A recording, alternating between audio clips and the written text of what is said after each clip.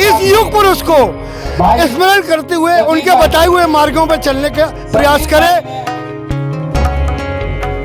महापुरुष जिन्होंने गौशाला, हथकरघा, इंडिया नहीं भारत बोलो, अन्य ऐसे उपदेश इस देश को दिए हैं।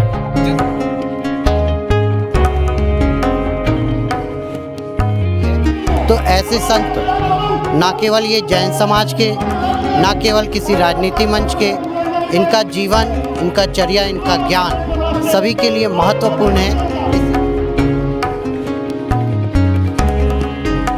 इसलिए हम उनको विनयाञ्जलि अर्पित करने के लिए यहाँ इकट्ठे हुए हैं और आप सभी से आह्वान करते हैं कि अधिक से अधिक लोग इसमें शामिल हों और इंडिया नहीं भारत बोलो। जय जय।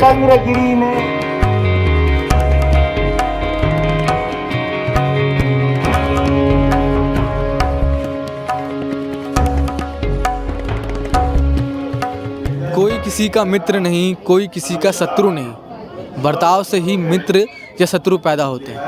ये अमृत वचन आचार्य विद्यासागर जी की कही हुई है और आज उन्हीं को लेकर, उनकी महासमाधि को लेकर विनयाञ्जलि का कार्यक्रम रखा गया है। मैं इस वक्त सिविक सेंटर भिलाई पर मौजूद हूँ और यहाँ पर इस विनयाञ्जलि के कार्यक्रम पर क्या कुछ होगा हम आपको उस पूरी वीडियो में दिखाएंगे। विद्यासागर जी को लेकर जो खबर है काफ़ी समय से लोगों के बीच में काफ़ी चर्चे में रही। 17 फरवरी 2:30 बजे की रात को उन्होंने महासमाधि ली और 18 फरवरी को उनका अंतिम संस्कार किया गया और आज विनयाञ्जलि का कार्यक्रम पूरे देश भर में मनाया जा रहा है। तो इस कार्यक्रम में क्या कुछ होगा, आइए इस वीडियो में देखते हैं।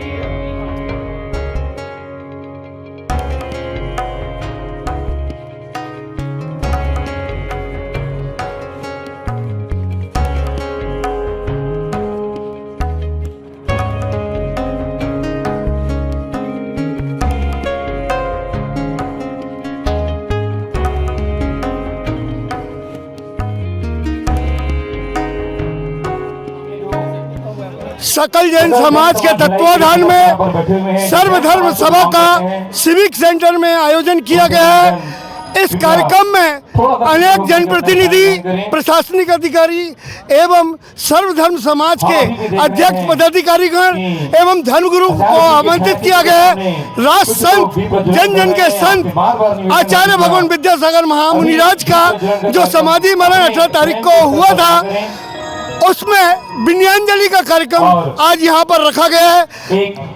इस कार्यक्रम में जन जन के संत जिन्होंने अनेक जानकारी योजनाओं को लागू किया, जिस प्रकार प्रसवस्थली, हथकरघा केंद्र, गौशाला जैसी अनेक जानकारी कल्याणकारी योजनाओं का उन्होंने लागू किया। ऐसे युग पुरुष को, जिसको जितने भी नेता, प्रधानमंत्री से लेकर अनेक राष्ट्र नेता, मंत्री, मुख्यमंत्री, अनेक लोग जिनसे मार्गदर्शन लेने आते हैं, जिनकी नई शिक्षा नीति जैसी व्यवस्था में भी आचार्य भगवान का योगदान रहा है, मार्गदर्शन रहा है, जिन्होंने एक नारा दिया, इंडिया नहीं भारत बोलो, बेटी बचाओ बेटी पढ़ाओ का योगदान जैसे नारा हमारे राजनेताओं को दिया है। मैं आप सभी को निवेदन करूंगा कि आचार्य भगवान को अपनी विनयाञ्जलि देने इस प्रांगण में अवश्य पहुंचे और इस युग पुरुष को स्मरण करते हुए उनके बताए हुए मार्गों पर चलने का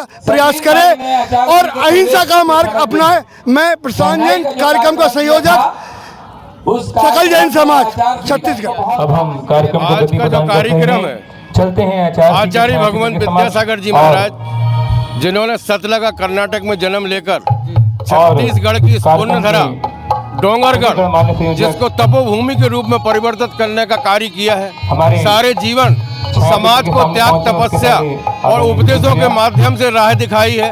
अहिंसा जियो और जीने दो के नारे पर चले हैं। ऐसे महापुरुष जिन्होंने गौशाला, हथकरघा, इंडिया नहीं भारत बोलो, अन्य ऐसे उपदेश इस देश को दिए हैं, जिसके रास्ते पर चलकर आज हमारा देश अहिंसा के मार्ग पर चलकर अपना भारत विश्व गुरु बनने जा रहा है, ऐसे गुरु का महाप्रयाण हुआ है और वो भी डोंगरगढ़ जैसी पुण्य धरा पर, जिस धरा को तपोभूमि उन्होंने बनाने का काम किया है। हम सभी उनका हृदय से आभारी हैं और आज ये विनयांजलि के माध्यम से पूरा भिलाई नगर उनको आज विनयांजलि प्रस्तुत कर रहा है। चल भैया।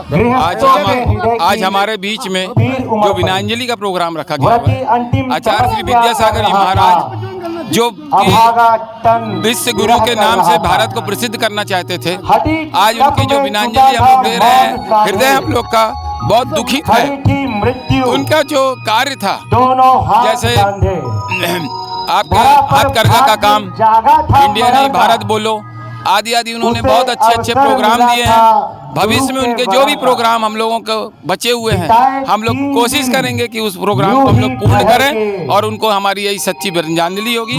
जय जय जी। मैं मुकेश जैन, अध्यक्ष जैन मिलन। आचार्य विद्यासागर महाराज को हमने देखा है, इसके पूर्व हमने किसी भगवान को नहीं देखा। भगवान महावीर, पार्षद भगवान, किसी को नहीं देखा, लेकिन ये इस युग के भगवान महावीर थे, इसलिए हम उनको विनयांजलि अर्पित करने के लिए यहाँ इकट्ठे हुए हैं। और आप सभी से आह्वान करते हैं कि अधिक से अधिक लोग इसमें शामिल हों और इंडिया नहीं भारत बोलो। जय जय।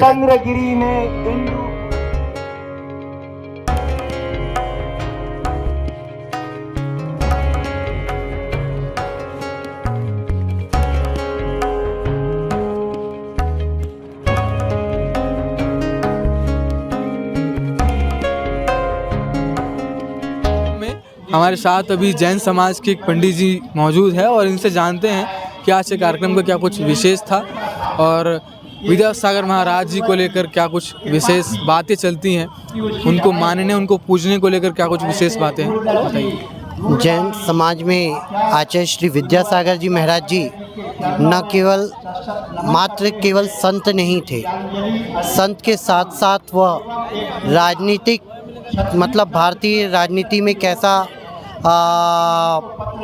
भारत के समाज का विकास कैसा हो सकता है, एक जननायक थे, एक राजनीतिक चिंतक थे, उनका एक दार्शनिक चिंतन था, उनके ऊपर लगभग शताधिक रिसर्च का कार्य चल रहा है। बहुत सारा हर विधा में उनका मार्गदर्शन, निर्देशन और उनका जो जीवन है उससे हम सभी को प्रेरणा मिलती है। तो ऐसे संत ना केवल ये जैन समाज के, ना केवल किसी राजनीति मंच के, इनका जीवन, इनका चर्या, इनका ज्ञान सभी के लिए महत्वपूर्ण है। इसलिए ऐसे संत की जो समाधि है, उस समाधि को उत्सव के रूप में, यादगार के रूप में हम लोग विनयांजलि मना रहे हैं और उनको याद कर रहे हैं। और ताकि ये बात भी बताना चाह रहे हैं कि जनमानस में कि उनकी जो शिक्षाएं हैं, है ना, कैसे हम अपने जीवन में उतारें, कैसे हम यादगार बनाएं, कैसे संचित करें, इस चीज़ को अपन करते हैं। अब ये इनके महासमाधि के बाद जैन समाज पर क्या कुछ प्रभाव पड़ेगा, उत्तराधिकारी कौन होगा? पूज्य आचार्य गुरुवर के लगभग 390 शिष्य हैं और जैसा कि अभी चर्चा चल रही है और संघ में बात चल रही है, अब उनके बाद जो आचार्य पद उनका है वो उनके प्रथम शिष्य मुनि श्रमण निर्यापक समय सागर जी महाराज जी अगले आचार्य होंगे। और उनके जाने के बाद उनकी जो शिक्षाएं हैं, है ना, उनके जो किए गए कार्य हैं उनको आगे और बढ़ाया जाएगा। उनकी जो किए गए कार्य हैं उनको हम स्मरण करेंगे। उनकी कमियां तो खलेंगी, मगर उनके कार्य को आगे बढ़ाने के लिए उनके बहुत सारे शिष्य हैं, सारी समाज है और सारे जननायक लोग हैं जो जुड़ करके उनके कार्य को और आगे बढ़ाएंगे। इस प्रकार से ये रहेगा। तो विनयांजलि के कार्यक्रम में जो कुछ महत्वपूर्ण सवाल होते हैं मैंने कोशिश की जानने और आप तक लाने की। बाकी इस पूरे कार्यक्रम को लेकर जो भी चीज़ें थी आपने पूरे इस वीडियो में देख लिया है। और भी इस प्रकार के खबरों से और वीडियो से अपडेट रहने के लिए केपी न्यूज़ को सब्सक्राइब ज़रूर कर लीजिएगा। धन्यवाद।